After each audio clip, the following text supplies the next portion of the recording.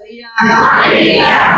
प्रार्थना करूया. परमेश्वर बाबा सुखदेव साबद तुझे आभार मानतो. मान परमेश्वर, आशीर्वाद परमेश्वर, तुमच्या वचनाचा आणणाऱ्या प्रत्येकाला साहेब पवित्र आत्म्याचा वर्ष आपल्या सर्वांवर येऊ दे. प्रार्थना आमच्या प्रभू येशू ख्रिस्ताच्या नावाने करतो.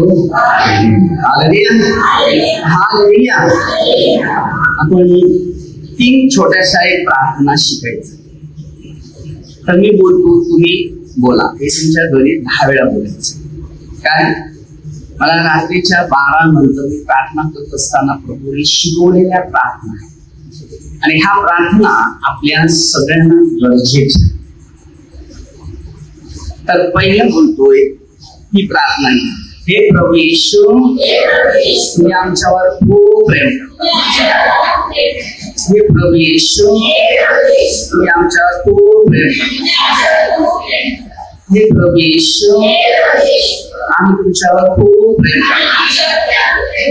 हे प्रभू येशू आम्ही तुमच्यावर खूप प्रेम करतो. हालेलुया. दुसरा आहे, हे प्रभू येशू आमच्या पापावर दया कर. हे प्रभू येशू आमच्या पापावर दया कर. हालेलुया. हे प्रभू येशू तुमच्या इच्छेप्रमाणे आम्हाला शिकव. हे प्रभू येशू तुमच्या इच्छेप्रमाणे आम्हाला शिकव. हालेलुया. अशा आपल्या जीवनामध्ये देवाच्या वचनानुसार आपलं लाईफ बनवायचं. Hallelujah hallelujah hallelujah. तर आपण वचन घेणार आहोत. ते वचन आहे दाविदाने स्तोत्रसहित 51 अध्याय वचन 5 की आपण सगळेच पापी आहे. तर दावीद काय सांगतो जरा वचनाद्वारे घेऊया.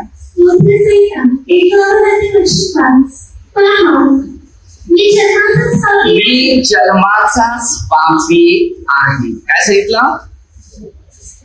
दावीद देवाने निवडलेली एक व्यक्ती होती, तरी तो सांगतो की मी जन्माचाच पापी आहे. काय म्हटलं? काय सांगितलं? मी जन्माचाच पापी आहे. आता आपण सगळे पवित्र आहेत का? नाही. तर आपल्या सगळ्यांमध्ये पाप आहे. बरोबर. आता नीतिसूत्रामध्ये 24:16 मध्ये दिलेला आहे आणि 16:24 मध्ये दिलेले आहे. 2 प्रकार असं दिलेलं आहे की धार्मिक मनुष्य 7 वेळा, पण प्रेमाचे जे शब्द आहेत ते नदीच्या. या 2 गोष्टी आपल्या प्रत्येकामध्ये उत्पन्न करून द्यायच्या. आपण स्वतःला पहिलं ते 7 दिली की तुमचे दोष काढण्यात येऊन तुम्ही कोणाचे दोष काढू नका. म्हणजे आपलं जे पाप आहे ना ते पहिलं खाली करायचं. जरपर्यंत हे पाप आपल्या डोक्यावर भरून ठेवलेलं आहे तर रात्री झोप येणार नाही, चिंता वाढत जाणार, अस्वस्थपणा वाढत जाणार. पण ज्या वेळेला आपण आपली पाप सगळी धुतलेली आहे तेव्हा तो मनुष्य आनंदी, शांती, एकदम बिंदास. हालेलुया. हे पाप जे आहे ना हे चावते नाही. ते मुंगी चावते की नाही, मच्छर चावते की नाही. मग काय करतात? मच्छर चावलं तर काय करतात? ते ओढून गेलं. हालेलुया. परिस्थिती कशा प्रकारे आम्ही आपल्या भविष्यात आणायचं. बरोबर. मग तसंच आहे, तो शैतान आपल्याला सांगून जातो. नफरत, निंदा, द्वेष, हेवा, मत्ती 6:14-15 मध्ये सांगितलेले क्षमा क्षमा महत्व आहे. क्षमा. आपल्या प्रत्येकामध्ये एक कठीण जाते की नाही. क्षमामध्ये फार कठीण आहे. काय सांगा? मी मरेल पण तुझं तोड नाही. असंच बोलतात की नाही. त्या तोंडावर काय पावडर लावायला जाणार आहे का? माणसाच्या मनामध्ये एक दुष्टाईचं एवढं मोठं घर बांधलेलं. सगळ्यात माणसामध्ये जे सगळ्यात आरोग्य किंवा सगळ्यात अद्भुत गोष्टी ते फक्त आपल्यामध्ये जी प्रीती आहे ना त्याच्याने होते. असा आरोग्य तुम्हाला मिळणार नाही. मनातलं जे काय आहे ना ते खाली करा म्हणजे तुम्हाला सांगणार ते भरपूर सामर्थ्य आहे. बरोबर, भरपूर हिलिंग होते. मी त्याला डिमांड देत नाही. माझ्या जीवनामध्ये सगळ्यात मोठं हिलिंग म्हणजे काय माहितीये का? तुमचं परिवर्तन. मग ते 8:5 पासून एक आपल्या नोकरांसाठी मालक येऊन सांगतो माझ्या घरी येऊ नका पण तुम्ही मात्र एक शब्द बोला माझा चाकर बरोबर. त्यांनी कुठे हिलिंग केली त्याला माहिती पण नाहीये. तो आजाराने घरात पडलेला आहे. त्याचं सगळं आशा भाषा सगळी बदललेली आहे. परंतु त्या मालकाला कळलं की मी पण जातो त्याच्यात. तर मी 2दा प्रत्येकांना गुडघे टेकावे लागतात. प्रत्येक माणसाला गुडघे टेकायला लागतात. मी आता शेवटची वेळ आहे. या गुडघे आहेत ना एक मजबूत ठेवायचे. कारण जर माणसाला मजबूत बनायचं आहे, सामर्थ्य बनायचं आहे, हिलिंग करायचं आहे, ते हिलिंग कशी द्यावं. हिलिंग आपल्या समोरच्या व्यक्तीवरचा विश्वास. आता तुम्ही विश्वासाने आल्या आणि मी विश्वासाने बरोबर प्रार्थना करत बसलेला आहे. तुमचं चांगलं हो, चांगलं कारण माझ्यात दया पण पाहिजे. म्हणून योहान 3:16 परमेश्वराने जगावर प्रेम केलं. म्हणजे त्याच्यात सगळे पापी पण होते म्हणून पवित्र आणायला नव्हता. तरी सुद्धा त्याच्यामध्ये पावर होता. कोणामध्ये?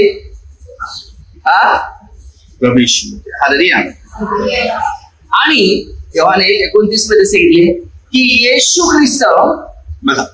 ख्रिस्त तिथून येतो आणि योहान सांगतो हा बघा जगाचे पापे दूर करणारा देवाचा कोप. जगाचं सगळं पाप धुण्यासाठी एकच आहे आणि तो जगासाठीच. योहान 3:17 योहान जीवनामध्ये दिलेला आहे 9:31 देव पापी लोकांसाठी जो देवाची इच्छेप्रमाणे वर्तन करतो त्याच तो. आपल्या भविष्यामध्ये एक वर्तन करणं, एक शक्ती तयार करणं ही गरजेचं असतं. आपल्यामध्ये एक शक्ती तयार होत. तुम्ही सगळे आरशात जाऊन बघा, दुःखी दिसतात की नाही. तोंडाला किती पावडर लावा त्या पावडरने दुःख दूर नाही होत. बरोबर की नाही. त्या उत्तरवरून माहिती पडते की तुमच्यामध्ये केवढं बांधून ठेवलेले दिसतात. जो देवाजवळ येतो ना तो एक उत्साहित होतो. त्याच्या जीवनामध्ये असं वाटते की आज मला काहीतरी मिळालं. एखाद्या दुकानात जा आणि वस्तू बघा किती सुंदर आहे, हे घेऊ का ते घेऊ का ते घेऊ. पवित्र आत्मा सगळ्यात श्रेष्ठ आहे. कोणाच्या घशाला खास करतो. आपलं भविष्य देवाला, आपला विश्वास देवाला द्यायचा. मग त्याच्यानंतर जे आरोग्य पाहिजे, सामर्थ्य पाहिजे, ज्ञान पाहिजे, बुद्धी पाहिजे, अद्भुत पाहिजे. मग तुम्ही पण तसे बनला. कार्य रोज आरोग्यासाठी येणार तर तुम्हाला सुद्धा देवाची सेवा करण्याचं काम केलंच पाहिजे किंवा तुम्हाला पण ते काम मिळालंच पाहिजे. एक स्ट्रॉंग म्हणा. आध्यात्मिक शिक्षणामध्ये जेव्हा मनुष्य एक मजबूत बनतो तेव्हा तो लूक 6:46 पासून दिले खडकावर जर मजबूत होतो. खडकावर म्हणजे ख्रिस्तावर उभारलेली जी शक्ती तयार करतो तो कोणाला घाबरणार नाही. 32:6 दिले जगाचा महापूर आला तरी त्याला स्पर्श होणार. एवढा स्ट्रॉंग आहे. म्हणून मी तुम्हाला नेहमी शिकवतो प्रकटीकरण 12:12 हे पाठ करा. सैतान आपला काळ फोडायचो तुम्हाला आणि तुमच्याकडे आला तर तुम्हाला सोडणार नाही. म्हणून मध्ये 10:17 दिले माणसाच्या बाबतीत सावध. मनुष्यच माणसाचा घात. मग प्रभू येशूने हे का सांगून ठेवलेलं होतं अगोदर या पवित्र शास्त्रामध्ये. हे शास्त्र पवित्र आहे. ज्याला पवित्र बनायचं आहे ज्याला पवित्र बनायचं आहे त्यांनीच हे वाचायचं. ज्याला पवित्र बनायचं नाही तो वाचू पण शकत नाही ना बघू पण शकत नाही. त्याने पान तोडल्यासारखं ते घरामध्ये बायबल आजच्या काळामध्ये जोडलेलंही आहे. हे तुमच्याशी जोडलेलं आहे तर तुमच्यामध्ये येशू जोडलेला दिसणार. सत्य मी सांगतो, परमेश्वर प्रत्येकाला योहान 15:16 मध्ये दिलेला प्रत्येकाला निवडतो. दाविदाची निवड झाल्यानंतर दाविदाने स्पष्ट भाषांतर बोललेलं आहे. काय बोललेलं आहे? मी जन्माचाच पापी. मग जेव्हा त्याला कळायला लागलं मी पापी आहे, माझी पाप वाढायला लागली, तेव्हा त्यांनी 11व्या वचनामध्ये सांगितलेलं आहे 11 तू मला आपल्या पुढून घालून देऊ नकोस, आपला पवित्र आत्मा माझ्यामधून काढून घेऊ नकोस. काय? पवित्र आत्मा नाही गेला पाहिजे, दुष्ट आत्मे गेले पाहिजे. जर तुमच्यामध्ये दुष्ट आत्मे आहेत तर कोणाचं भलं तुमच्यानी बघवणार नाही. ही दुष्ट कल्पना, दुष्ट विचार आणि दुष्ट मार्ग, बस. आणि ते दुष्ट मार्ग काय करतात? आपल्याला देवापासून दूर करायचं काम करतात. हालेलुया. प्रत्येक मनुष्य स्वतःला एक पवित्र आत्म्याच्या द्वारे, एक मजबूतीच्या द्वारे, एक सामर्थ्याच्या द्वारे स्वतःला बनण्याचा प्रयत्न केला पाहिजे. तेव्हा तुम्ही पवित्र आत्म्याने भरलेले आहे आणि पवित्र आत्मा तुमच्यामध्ये काय. आज अनेक लोक आजारी आहे, दुःखी आहे, डॉक्टरकडे जातात, पैसे खर्च करून मोकळे होतात, तरी फरक पडत नाही. अरे फरक पडणार कसं? पहिलं सगळ्यांना क्षमा करायला सुरुवात कर. ज्या मनात कोणाविषयी राग, नफरत, द्वेष जेव्हा भरलेले ती पहिली बाहेर काढ. जात पूर्ण बरा झालेला. मग ते 7, 14 आणि 15 वचनामध्ये तिकडे शिक्षण दिलेलं आहे.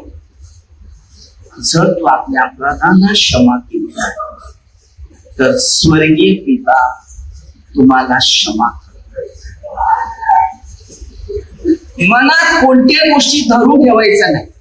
धरून ठेवती ते म्हणजे देवावरचा जो विश्वास की देव माझ्या जोडीला आहे, बस.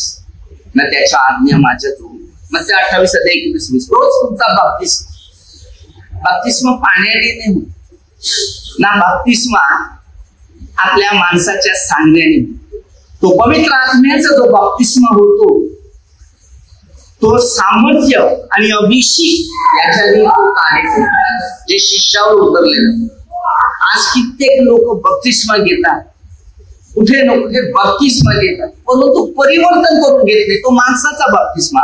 मग तो देवापेक्षा माणसावर जास्त प्रेम करा सुरुवात. कोणत्या माणसावर?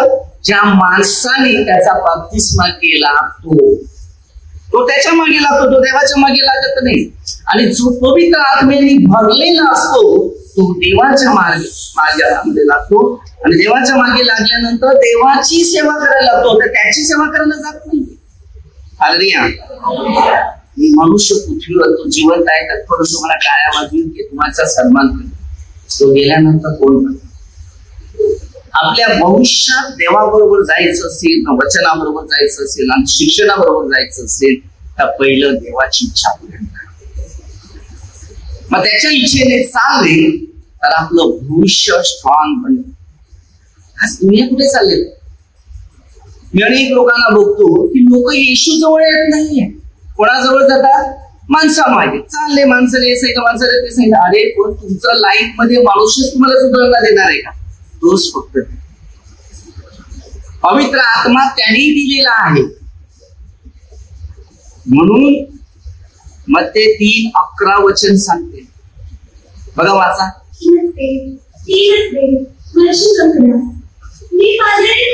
मी पाण्याने तुमचा बाप्तिस्मा एका पश्चातापासाठी करतो खरा, परंतु जो माझ्या मागून येणार आहे तो माझ्यापेक्षा समर्थ आहे. त्याची वाणा उचलून चालण्याची देखील माझी पात्रता नाही. तो पवित्र आत्म्याने वागरीने तुमचा बाप्तिस्मा करणार. कसा बाप्तिस्मा करेल तो? पवित्र आत्मा आणि अग्नी. सगळे पाप जाळून टाकले. मार्क 9:46. जिथे किडे मरत नाही ना अग्नी भिजत. तो पवित्र आत्मा तिकडे उतरलेला जातो तेव्हा तो मनुष्य क्लिअर होतो. आज आपल्यामध्ये पवित्र आत्मा आहे बघा. दोघे तिघे मस्त भेटले का बोलायला, गप्पा झाली, पवित्र आत्मा आला. तो दुष्ट आत्मा काय करतो आणि हेच आपले दुष्ट आत्मा आपल्या घरात जमा करून करून करून मग भांडणं, नफरत, लीला, द्वेष, सेवा. मग ते कोण देवाचे जरी लोक असले ना त्यांच्या पण विरोध बोलायला त्यांना काही वाटत. असं दुष्टाईचं घर असतं. हालेलुया. जुदास स्वतः येशू विरोध. हालेलुया. त्याने त्याला पकडलं, धरून दिलं. नंतर काय परिस्थिती झाली? भविष्य नष्ट झालं. आपल्या भविष्यामध्ये देवाने दिलेल्या मार्गानुसार किंवा त्याच्या वचनानुसार आपलं लाईफ सुधारलं पाहिजे. आपल्या स्वतःला चेंज व्हायचं आहे. मला जर सुख पाहिजे, मला जर शांती पाहिजे, मला जर आरोग्य पाहिजे, तर मला त्याची आज्ञा आणि नियम पाळायला लागतात. सत्य मनुष्यामध्ये नाही म्हणून योहान 8:32.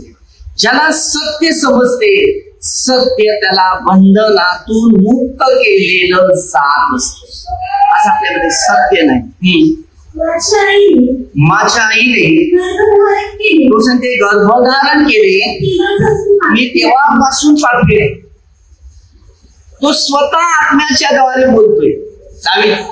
त्याच्यामध्ये आत्मा बोलत होता. हालेलुया. 11 वचन ते काय सांगते? माझ्यामधून पवित्र आत्मा काढून. हालेलुया. त्यांनी पवित्र आत्म्याला आपल्या भविष्यामध्ये आणलेला.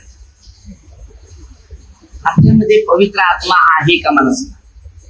जर आहे तर तो कधी निघणार नाही.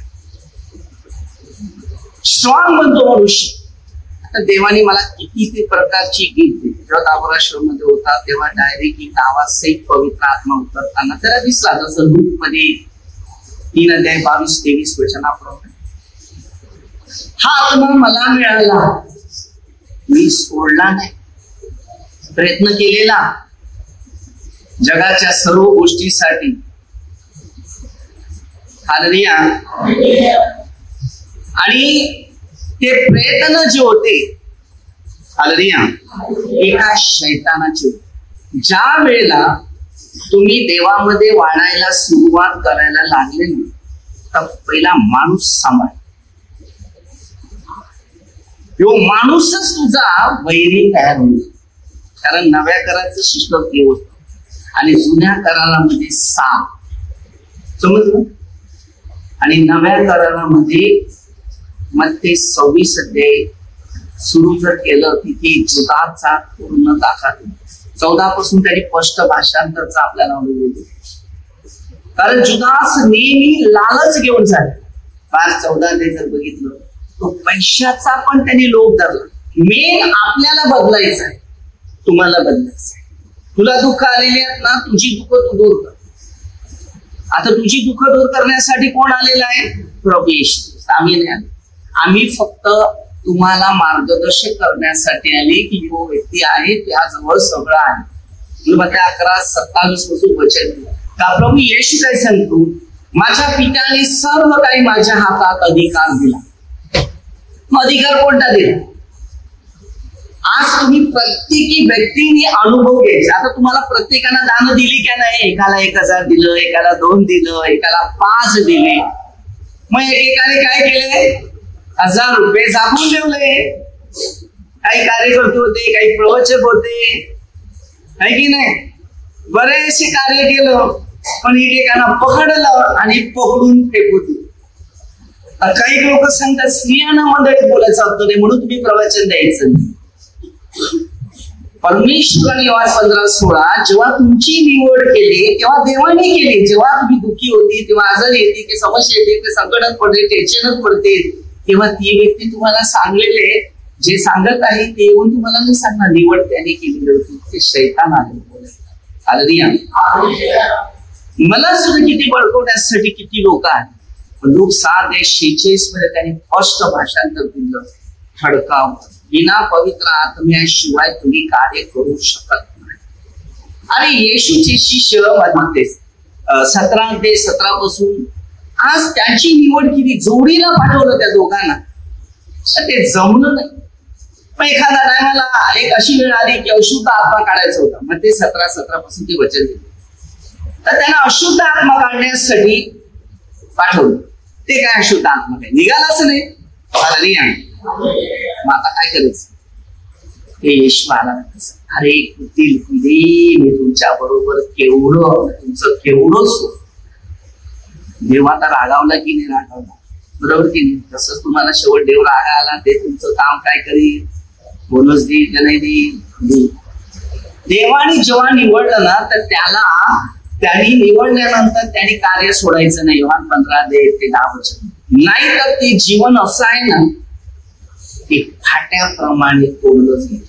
जेव्हा मी प्रार्थना करतो, गावागावात प्रार्थना करायला लागलं होतं, काही लोक मला अडवायला अडचणी आणली, प्रार्थना नाही चालवायची, प्रार्थना नाही करायची. तर एक मार्गदर्शक होता, त्याच्याकडे गेले, तर त्यांनी मला एक मार्गदर्शक केलं. योहान 15:1-10 तू येशू मध्ये नाही राहिला तुला फेकून दे. काही दिवसानंतर तो पण बदलला, तुम्हाला अधिकार कोणी दिला.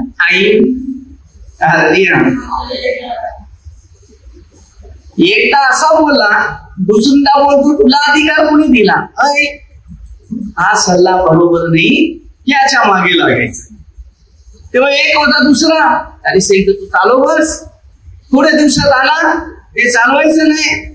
जर तू चालवलं तर आग लावील. आई बारी माणसं भेटल्यात मला, मी कधी देवालाच विचारलं नव्हतं ना.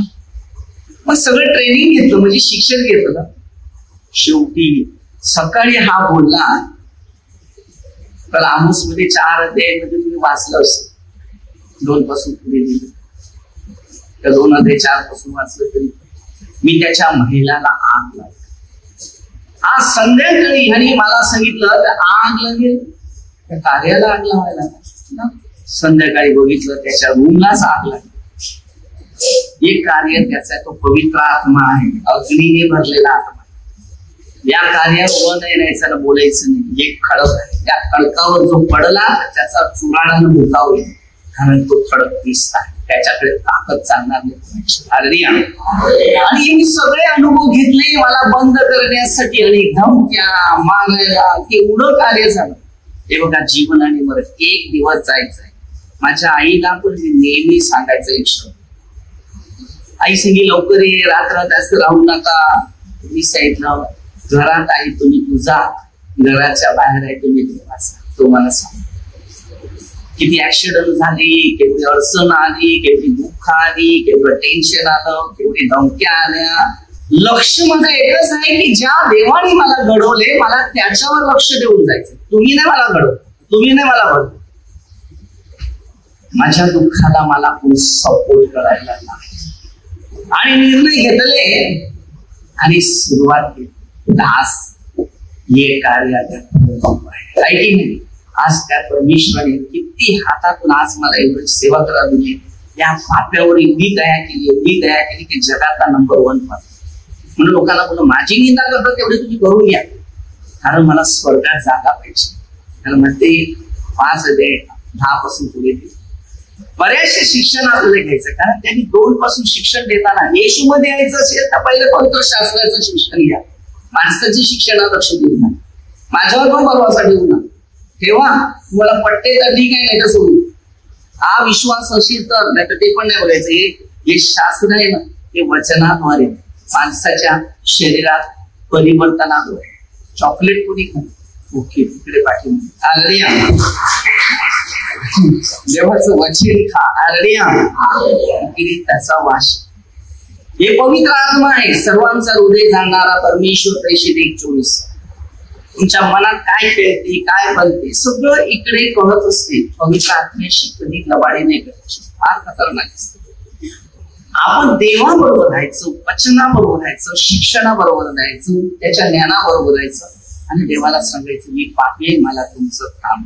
बस तुम्ही जेव्हा पापी हा शब्द बोलतात ना, सैतान खाली पडला, पायाखाली तुडला. समजलं? इथे बरेच लोक आहेत तुमच्या जीवनामध्ये अशी फासवण्यासाठी, मला देवापासून दूर करण्यासाठी अनेक लोक आहेत. ते 7:13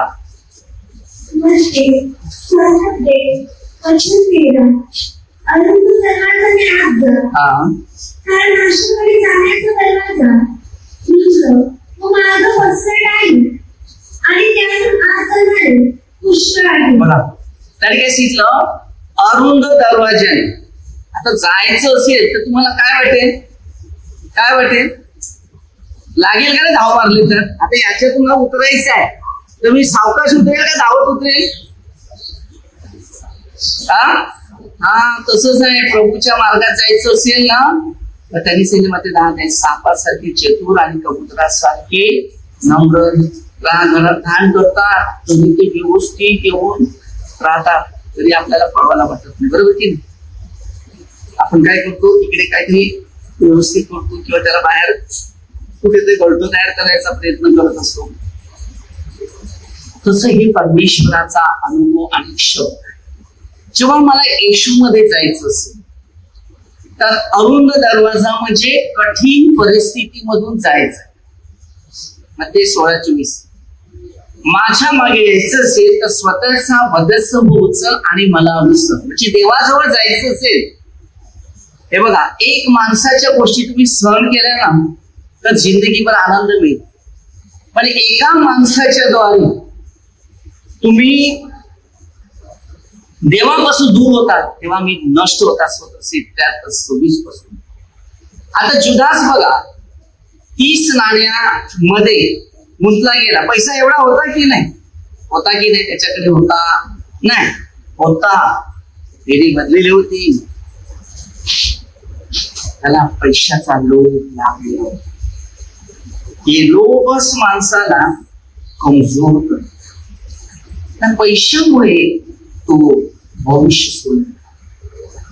आता त्याला स्वर्गामध्ये पण जागा होती. देवाबरोबर चालणाऱ्या माणसाला अधोलोकाची जागा मिळते. आता तुम्ही देवाबरोबर आहे, जर तुम्ही देवापासून दूर झाले ना तर तुम्हाला अधोलोकाची जागा मिळेल. कारण तुम्ही धार्मिकताच घेतली नाही आणि अधर्म सगळं घेतलं तर तिकडे कसं जाणार की मला धार्मिकता मिळणार आहे. आपल्या प्रत्येकानं आत्मिक शिक्षणाकडे पहिलं लक्ष. आता जर मी बघा देवाचं वचन घेतलं नसतं तर इथे एवढा लोक आला असता. तुम्ही बसले असते इकडे. हालेलुया. वचन माणसाला जीवन देते. माझ्या पुढे अडथळे आले, पण अडथळे आल्यानंतर कोणाला सांगू नका. तर सांगितलं ना का तुम्ही गेले कामात. तो दुष्ट आत्मा आहे आणि तो दुष्ट आत्मा तुमच्या भविष्यामध्ये अडचण उभी करतो. प्रत्येक मनुष्य आहे पश्चात्तापिक पाहिजे. चुका झाल्या, पाप झालं, कबूल करा, बाजूला. परमेश्वर तुमच्या जोडीत आहे. कारण त्यांनी मत्ती 18:19-20 वचन, जेव्हा परमेश्वरची ओळख झाली, पुत्राची ओळख झाली आणि पवित्र आत्म्याची ओळख झाली तेव्हा तुम्हाला तिकडे जाणीव झाली. आणि तो सांगतो पिताच्या, पुत्राच्या व पवित्र आत्म्याच्या नावाने त्याला बप्तिस्मा द्या. जे त्याला दिलेल्या आज्ञा ते नियम आणि वेदी त्यांना पाळायला शिकवा. तेव्हा युगाच्या अंतापर्यंत मी सर्व दिवस तुमच्या. कोणाचं एवढ्या भागात डोकं दुखते, एवढ्या भागात. आपल्या प्रत्येकाच्या जीवनामध्ये एक पवित्र आत्मा आलाच पाहिजे. कोणाचा घसा सुकल्यासारखा झाला, सुकल्यासारखा. आपलं जीवन देवाला जेव्हा पवित्र आत्मा तुमच्याकडे तेव्हा तुमचं भविष्य तुम्हाला एक ताकदीच्या द्वारे. किती लोकांना पाण्याचा प्यास नाही. आपलं जीवन पवित्र आत्मेमध्ये. कोणाचे डोळे जड झालेले आहेत, डोळे जड. आपलं जीवन देवाला जर दिलेलं आहे तर देवाची कृपा तुमच्या प्रत्येकाच्या जीवनामध्ये महत्व रूपाने कार्य करणार. वचन नेहमी माणसाला मार्गदर्शक करतं आणि जर वचन मिळालं तर तुमचं भविष्य तुमच्या जीवनात कार्य करेल. पहिलं शरीरातलं पाप आहे आणि जसं तुम्ही एक एक पाप खाली करतील तेव्हा तुमच्या डोक्यावरचा भार हळूहळू हळता होईल. पण जर तुमच्या डोक्यामध्ये राग, नफरत, निंदा, संशयवृत्ती हे जर भरलेलं आहे तर डोकं तुमचं जड होईल, आजार वाढेल, संकट वाढेल, निराशा वाढेल, अस्वस्थपणा वाढेल. सर्व प्रश्न तुमच्या पाठीशी. किती लोकांच्या पायानं मुंग्या पकडल्या. आपलं भविष्य देवाला, लोकांच्या पाठीचे काटे दुखतात. आपलं भविष्य देवाला. जेव्हा तुम्ही वेळ देवाला देणार तेव्हा देवाची कृपा तुम्हाला मिळणार. पहिलं शिक्षण आहे आत्म्याचं. किंवा 14:26.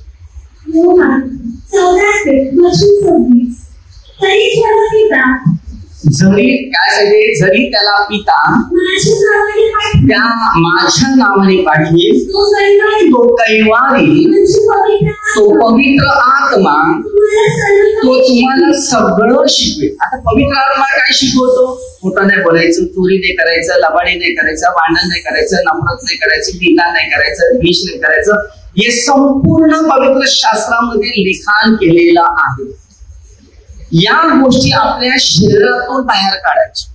चुकलं क्षमा कर, झालं का तो उद्यापर्यंत विचार नाही करायचा.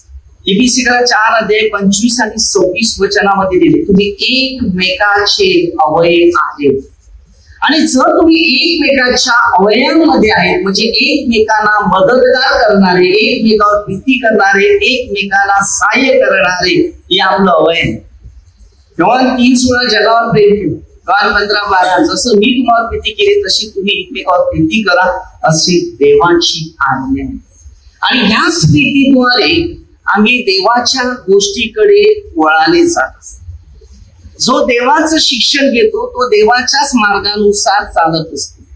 पण जो देवाच्या शिक्षणानुसार चालत नाही तो शैतानाच्या शिक्षणाप्रमाणे चालतो. मग माणसाच्या मनात नफरत, निंदा, द्वेष, देवा हे सगळं भरलेलं आहे.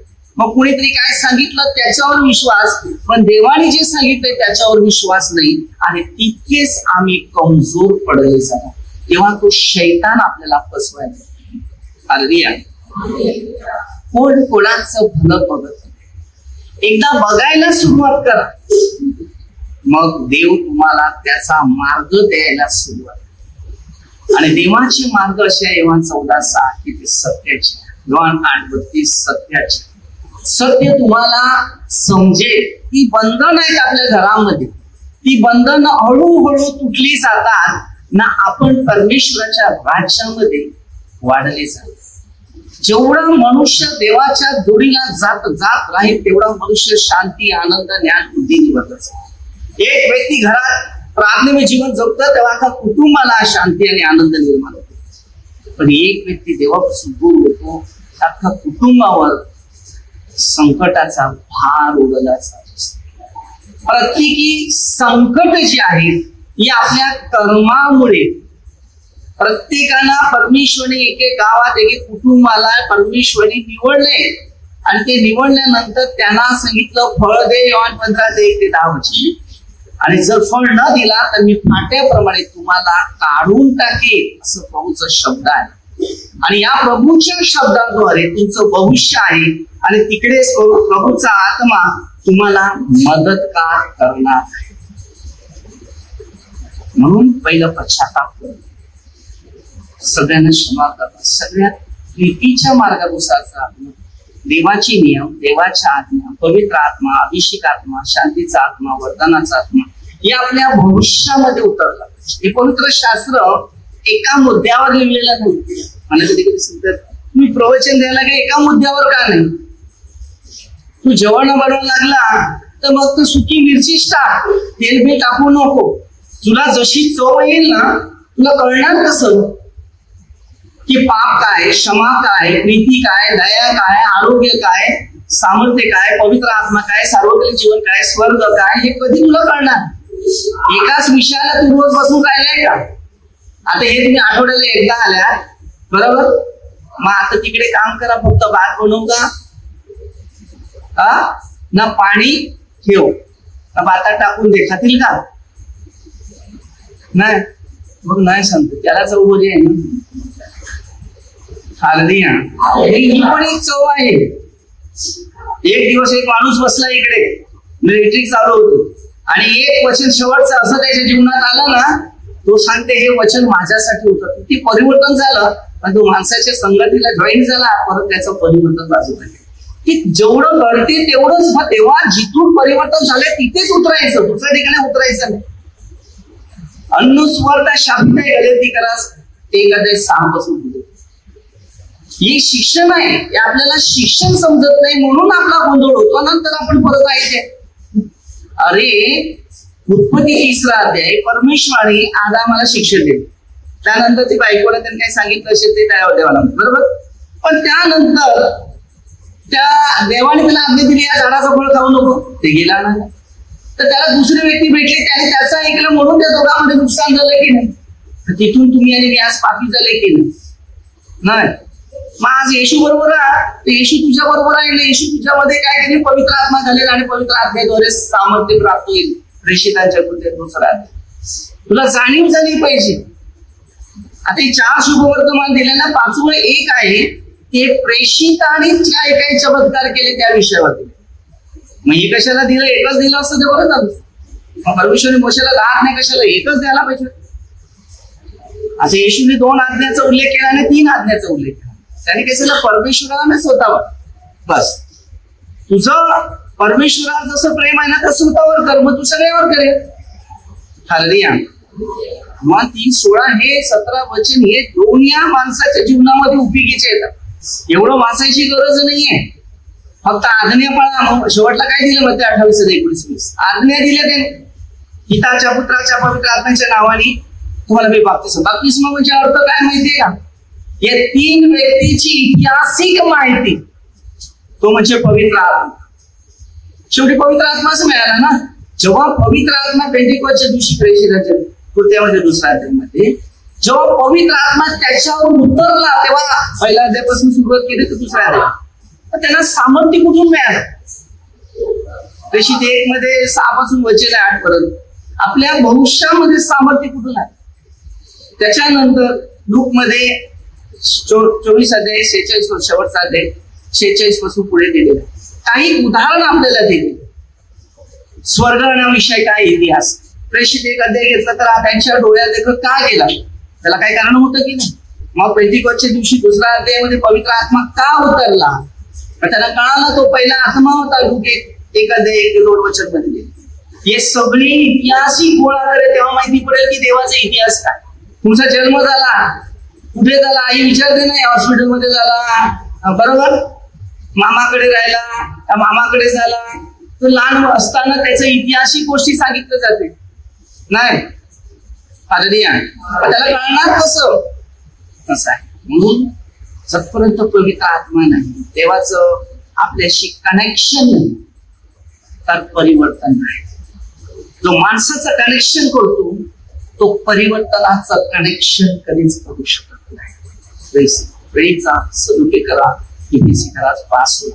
आता जी येणारी संकट आहे, तुम्ही फक्त माझ्या बोलण्यावर लक्ष देऊ, काय घडलं ते लक्ष द्या. प्रकटीकरणाचा 16 अध्याय वाचा, न भविष्य आपला बदला. तर आपण छोटीशी एक प्रार्थना करूया. हे परमेश्वर पिता दयाळू बाबा, तुझा पवित्र आत्मा सर्वात उतरू दे, तुझी इच्छेप्रमाणे चालणार प्रत्येकाला सहाय्य कर. सर्व मंत्र कामदार सर्व पोलीस ही प्रार्थना मी आमच्या प्रभू येशू ख्रिस्ताच्या नावाने करतो. आमेन. हालेलुया.